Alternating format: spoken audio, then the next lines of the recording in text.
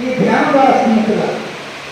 మరి మావాడు ఎవరైనా మొత్తం చెప్పాడు, అయ్యి ఎక్కడ నచ్చిపోతారు, ఎక్కడ ఏ పార్టీ ఏ పని చేస్తుంది, వాడు ఏ కర్మలు ఉన్నాయి, వాడు ఏ రోగం ఉంది, ఈ గత్యంలో ఏం చేశాడు, గత్యంలో ఎక్కడ ఉంటాడు అని కూడా చెప్తాడు మావాడు.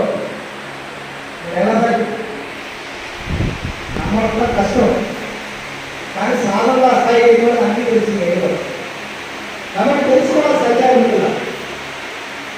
ఆ మహానుభావులు మహాయోగులు అందరూ చేసిన సత్యం ఉంటుందా. మరి ఎంత తప్పున్నానండి మా వాడు. నేను అడిగా మరి ఆ వచ్చింది ఎవరో కనుక్కున్నారా అడిగా. ఎలా ఉన్నాడు ఎప్పుడో బాగా ఎలా ఉన్నాడండి, తొమ్మి పెట్టినాను చెప్పి మాస్క్ పెట్టినాను ముగ్గురికి అన్నాడు. నేను చెప్పాను నీ సంగతి ఎవరు తెలుసు, నువ్వు అక్కడికి పని చేయాలి పత్రికానికి నీకు వస్తే మాకు ఉంటుందా తెలియదు. కాబట్టి వచ్చింది ఎవడు అనుకుంటున్నావురా, ఏమో గురుగారా ఎంతో వచ్చింది పత్రిక కదా, నువ్వు కావాలంటే ఆయన అడిగాడు. పొద్దున్నే ధ్యానం అడిగాడు, గురుగారు వచ్చింది నన్ను నేనేనాడు కాదు పత్రిక వల్ల అన్నాడు. నేను కాక ఎవడు వస్తాడు మీకోసం, నాకు పైన ఎందుకు వస్తాను మీకోసం, నేనే వచ్చాక తీసుకెళ్ళాను, తీసుకెళ్ళి నీకు అప్పుడు ప్రళయాన్ని ఆపాను చెప్పి ఇదేదో సభలు.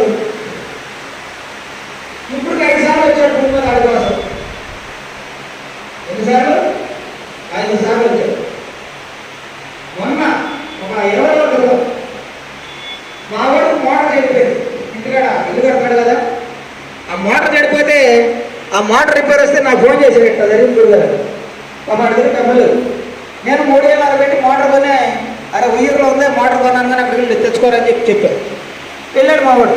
ఆ మోటార్ తెచ్చుకుంటూ వస్తుంటే ఆటో వస్తుంటే అలాగే సెల్ఫ్ మోటార్ వైర్ అయిపోయింది.